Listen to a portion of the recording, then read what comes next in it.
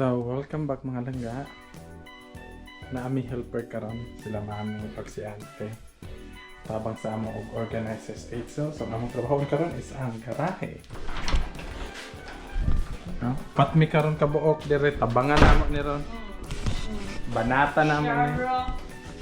Sharo din ni mahuman. Focus ang nato ron garahe. Para masayon ablihan nila mami ang mga boxes mga langga, we decided na magbutang og upat ka table sa tunga. Unya ako ang tighatag og mga boxes sa lahat, then sila na pod ang mag-open ani mga boxes.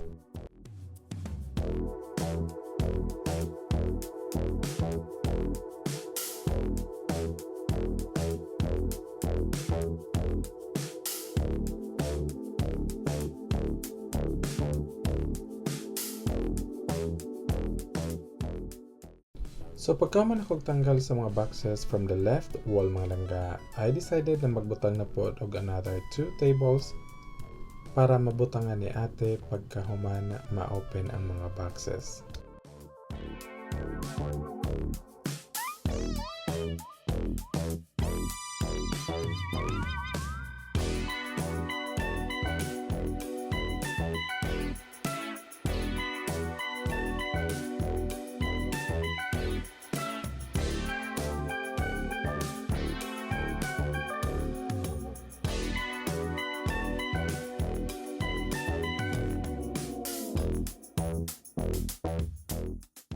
Tigod ka careful og ka-organize ang tag-iya ani nga balay mga langga kay bisag mga metal gipang wrap paghapon niya og mga paper.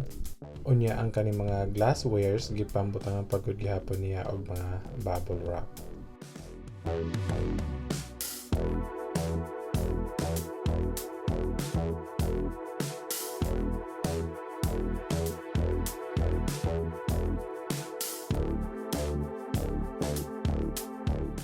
So I don't know mga langga og pila nami ka oras dire sa unboxing aning mga boxes tungod sa kadaghan aning mga gamit. Dako gyud mong pasalamat ni mami, tita og kay ante nga ning tabang gyud sa amo kay kung wala pa sila I don't know kung ano sa ami mahuman dire.